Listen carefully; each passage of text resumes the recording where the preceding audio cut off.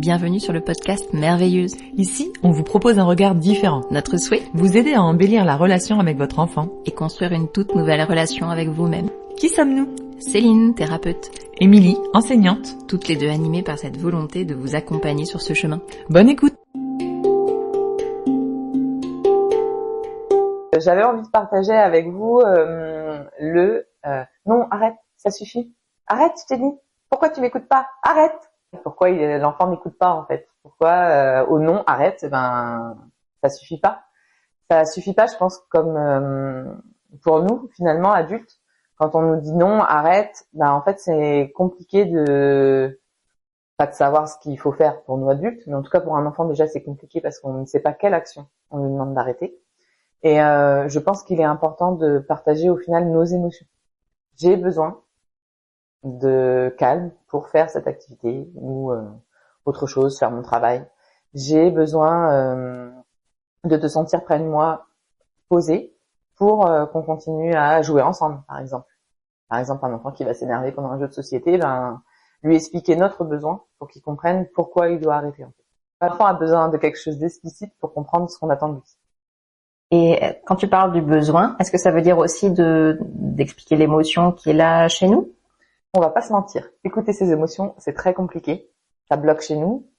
Donc, ça nous demande vraiment un gros effort de le faire pour nos enfants. Mais c'est important d'essayer, en tout cas de s'écouter, d'entendre quelle émotion monte ici pour être au clair avec l'enfant et lui dire, en effet, là, ça commence à m'agacer. Son comportement commence à m'agacer parce que j'ai besoin de calme. Mais est-ce que le fait de dire, par exemple, je me pose la question, donc je te la pose, tu dis à ton enfant, ton comportement commence à m'agacer, est-ce que c'est pas déjà violent? Parce que tu le rends responsable de quelque chose qui t'arrive à toi. Mais, tu vois, il y a plusieurs lignes, hein, je vais peut-être un peu plus loin, mais est-ce que c'est la bonne formule, tu vois, à avoir, En effet, je pense que c'est celle qu'on aurait tendance à sortir le plus facilement.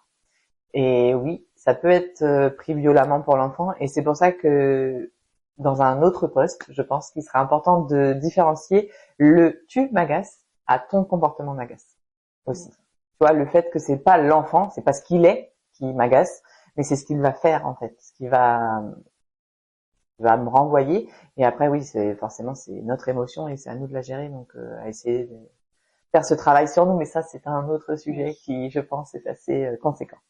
Donc là, tu nous donnes des exemples concrets. Si jamais quelque chose se passe, mais si jamais ça perdure, tu vois, si tu penses trouver les mots ou si tu vas au bout de toi-même, t'as tout trouvé, mais ça a pas d'impact. Ça reste pareil. Qu'est-ce qu'on fait? On peut aussi demander à l'enfant ce qui se passe à l'intérieur de lui. Qu'est-ce qu'il ressent? Qu'est-ce qui l'empêche d'être assis à côté de nous pendant le jeu de société? À quoi il pense? Sur quoi est parti son esprit au final? Est-ce que finalement c'est le jeu de société qui l'intéresse pas? Est-ce que à ce moment-là, il a peut-être une envie pressante, un besoin naturel et du coup ça prend aussi le dessus. Et puis peut-être tout simplement il a pensé à autre chose et il a peut-être envie d'autre chose.